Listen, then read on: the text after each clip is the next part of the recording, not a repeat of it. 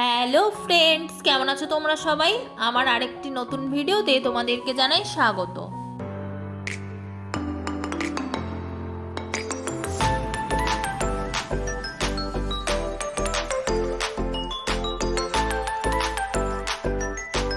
Thumbnail দেখেই বুঝে গেছো যে দীঘা ডে 2 এর ভিডিও নিয়ে চলে এসেছি।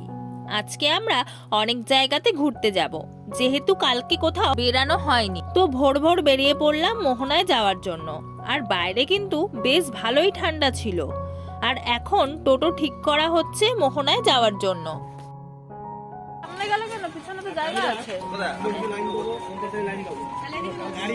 থাক, বসে গেছে এখন, থাক।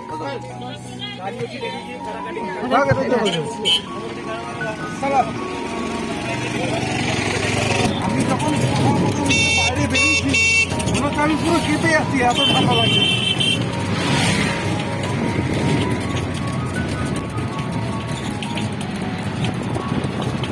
দুটো টোটো নেওয়া হয়েছিল মোহনা যাওয়ার জন্য। তো একটায় মা, মাসি আর বোন, আরেকটায় আমরা। তো মোহনায় পৌঁছে গেছি।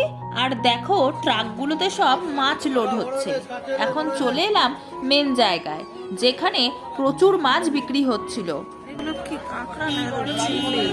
বড়াইলে 1700 টাকা আছে, 1250, 1050, এটা 850, এটা 850।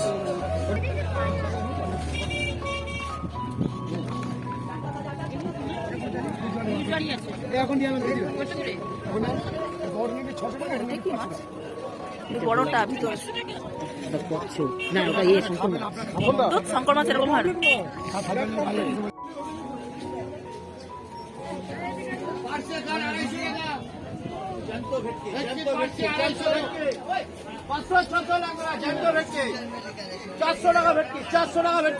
আগে মোহনায় এত দোকান ছিল না, তবে এইবার দেখলাম প্রচুর মাছের দোকান বসেছে। আর বিভিন্ন ধরনের চিংড়ি, অক্টোপাস বিক্রি হচ্ছে।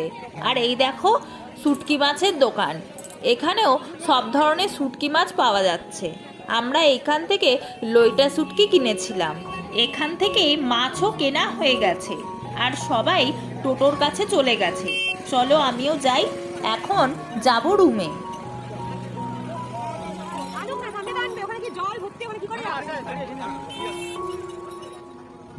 এটা বেরোলে ওটা আগে আসলে আমরা বসবো।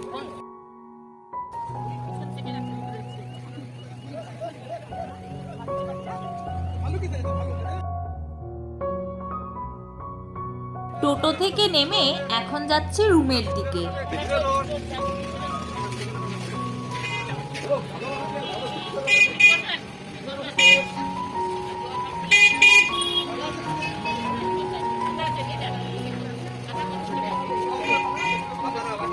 রুমে গিয়ে টিফিন খেয়ে ফ্রেশ হয়ে আবার বেরিয়ে পড়লাম উদয়পুর আর ঢেউসাগর দেখার জন্য। এবার যেহেতু অনেকটা রাস্তা, তাই আর টোটো করা হয়নি। এবার সবাই মিলে অটোতে করে যাচ্ছি। যাওয়ার পথে দেখলাম যে দীঘাতেও জগন্নাথ মন্দির তৈরি হচ্ছে, ওল্ড দীঘা আর নিউ দীঘার ঠিক মিডিলটাতে। সেটারই ভিডিও করছিলাম। পুরীর মন্দিরের মতোই করছে, ভিতরে কাজ চলছে, এখনো কমপ্লিট হয়নি। কালকে আমরা এই বাসটা করেই দীঘা এসেছিলাম, দীঘা মেদিনীপুর সুপারফাস্ট। আর একদম ঠিক টাইমেই দীঘা পৌঁছে দেয়। পৌঁছে গেলাম আমরা উদয়পুরে। আর দীঘা এলেই উদয়পুর আসবই, কারণ এইখান থেকে মাছ আর কাঁকড়া কিনে রান্না করে নিয়ে যাওয়া হয় দুপুরবেলা খাওয়ার জন্য। আর সমুদ্রের জল এখন অনেক দূরে, তাই দোকানগুলো সব নিচে নেমে পড়েছে। আবার জোয়ারে যখন জল বাড়বে, তখন সবাই আবার উপরে চলে আসবে। আর এইখানে ভাড়ায় বাইক পাওয়া যায়, যেটা চালিয়ে নিয়ে যাবে মোহনা দেখাতে। এইদিকেও একটা মোহনা আছে। আর প্রচুর পরিমাণে লাল কাঁকড়া। সামনে গেলেই গর্তের ভিতরে ঢুকে যায়। এসেই চলে এলাম মাছের দোকানগুলোতে। এইখানে রূপচাঁদ আর বরমশাইয়ের পছন্দের চেলা মাছ কিনে রান্না করতে দিয়ে দেওয়া হলো। তবে এইবার আর কাঁকড়া খায়নি, কারণ মাসি বলেছিল কাঁকড়া খেলে অ্যালার্জি না ফোসকার মতো কি হচ্ছে, সেই কারণে এইবার আর কাঁকড়া খাওয়া হলো না। তারপর সবাই ডাব খেয়ে নিয়েছে আর আমাদের খাওয়া হয়নি, তাই আমি আর ও চলে এলাম ডাব খেতে।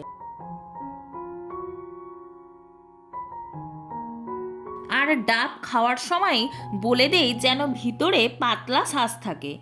তো জল খাওয়ার পর এখন নারকেলটা ছাড়িয়ে শ্বাস বের করে দিচ্ছে। তো এই শ্বাসের মধ্যেও অর্ধেকটা আমরা খেয়ে বাকিটা নিয়ে গেলাম মায়ের জন্য। আর এসে দেখি এইখানে সবাই পাঁপড় খাচ্ছে। আর আমরা মেন ওয়েট করছিলাম মাছের জন্য, যেটা রান্না করতে দেওয়া হয়েছিল। মাছ রান্না হয়ে গেছে আর হাতেও পেয়ে গেছি। চলো এবার, আর অনেকটা বেলাও হয়ে গেছে। আমরা এখন যাব ঢেউসাগর দেখতে। এটা নতুন স্পট করেছে, তবে তাড়াতাড়ি ঘুরতে হবে, কারণ অটোওয়ালা বলে দিয়েছিল যে 1 ঘন্টার মধ্যে উদয়পুর ঘুরে আসতে।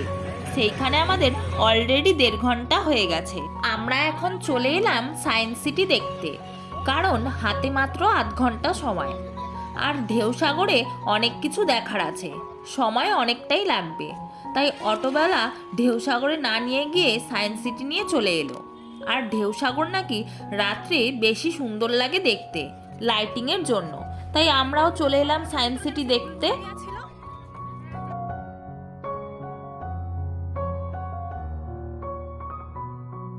আর এইখানে ভিতরে ভিডিও করা অ্যালাউ নেই, তাই আর ভিডিও করা হয়নি। এরপর আবার চলে এলাম রুমে। এবার যাব স্নান করতে, তবে আজকে আর সেইটা শেয়ার করব না, কারণ একই জিনিস তোমাদেরও দেখতে ভালো লাগবে না। সবাই উপরে চলে গেল, আর আমাদের হোটেলের চারপাশটা খুবই সুন্দর। আর ওই যে উপরে ব্যালকনি দিয়ে ওইখানে আমাদের রুম। তো চলো, একদম বিকালে দেখা হচ্ছে।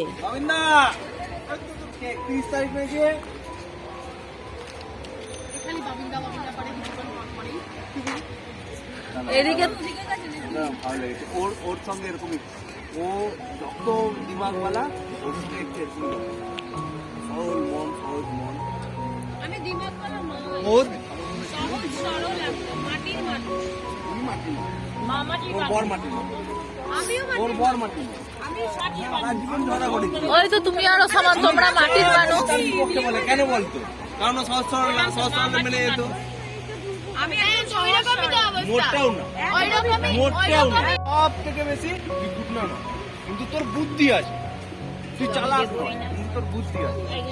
চালাক, হ্যাঁ তুই চালাক, কিন্তু তোর বুদ্ধি আছে, আর এগুলার বুদ্ধি না। जो हम बोलते हैं, जो हम करते हैं, सब मेरा प्लान में कहा है। क्यों ऐसा क्यों लगता है? क्या प्लान में हुआ तुम्हारा? बात नहीं अभी बोलो ना, बहुत भीड़ है। नहीं बहुत भीड़ है, नहीं बहुत भीड़ है। আজকে সি বিচেই বসেছিলাম বেশিক্ষণ। মার্কেটে বেরিয়েছিলাম, তবে আগের দিনের মতো অত ঘুরিনি। এখন যাচ্ছি রুমে। বিচে প্রচুর ঠান্ডা লাগছে, আর আবার রুমে গিয়ে নাচ হবে বলে তাড়াতাড়ি চলে যাচ্ছি। আজকে সব হোটেলগুলোতেই গান বাজছে, ডিজে বাজছে। 31 ডিসেম্বর বলে কথা।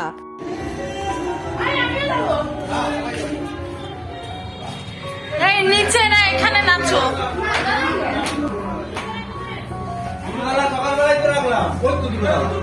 আমার মা কই?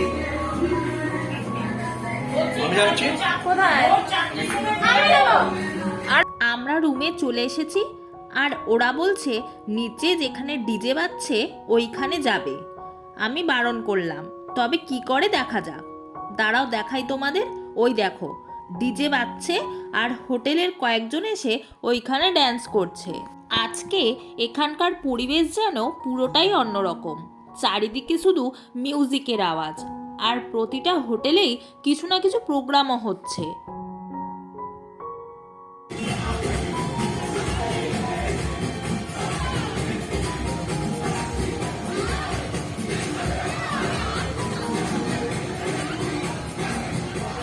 ওই দেখো 4 জনকে, বরমশাই, বোন, দিদি আর জিজু চলে গেছে ড্যান্স করতে। আমাকেও ডাকছিল অনেক করে, কিন্তু আমার ভালো লাগছিল না। ওই জন্য ব্যালকনিতে বসে আমি, ছোট মাসি আর মা দেখছিলাম।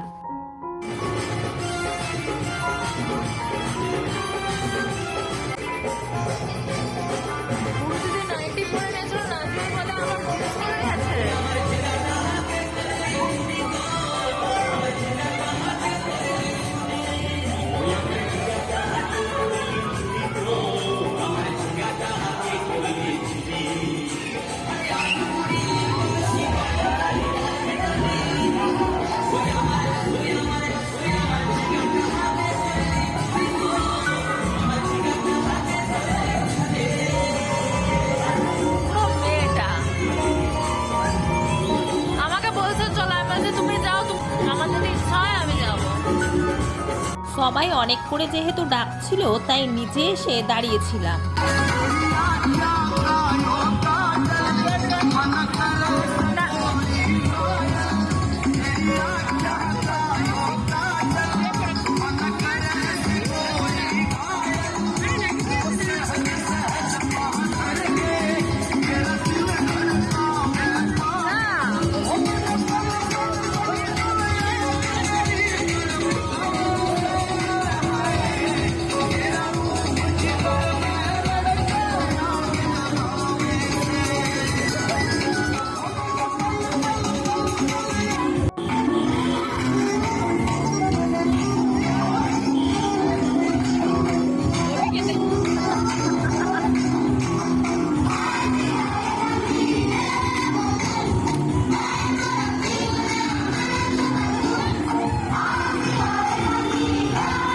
হবে না, হবে না, হালকা হালকা হালকা, হবে না।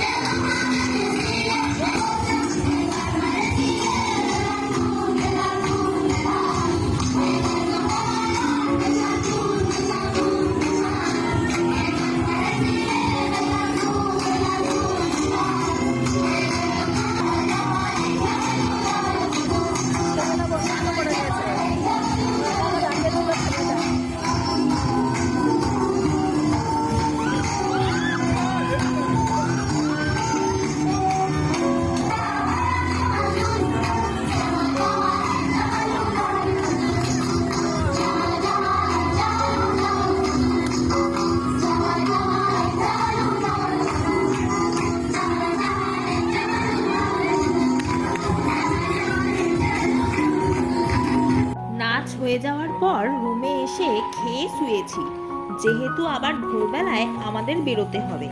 তো যেই 12টা বেজেছে আর চারিদিকে বোম ফাটানোর আওয়াজ, তো প্রথমে তো উঠিনি, পরে উঠলাম, তখনও দেখি অনেক বোম ফাটছে।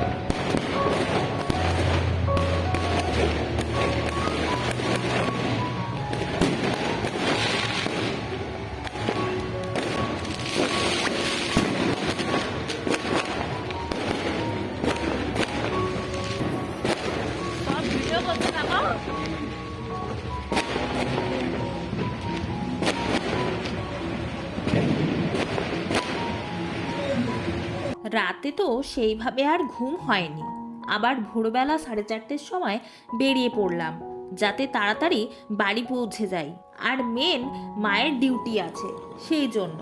তো এখন আমরা বাস স্ট্যান্ডের দিকে যাচ্ছি বাস ধরবো বলে।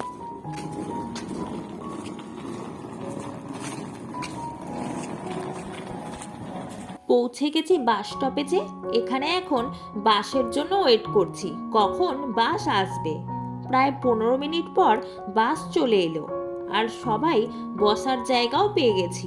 তো দীঘাকে বাই বাই করে চললাম আমরা বাড়ি। আর আমিও আমার ভিডিওটি এখানেই শেষ করলাম। ভিডিওটিতে একটি লাইক করে দিও, চ্যানেলটিকে সাবস্ক্রাইব করো। আবার দেখা হবে নতুন কোনো ভিডিওর সঙ্গে। ততদিন তোমরা সুস্থ থেকো, ভালো থেকো আর আমার পাশে থেকো। টাটা।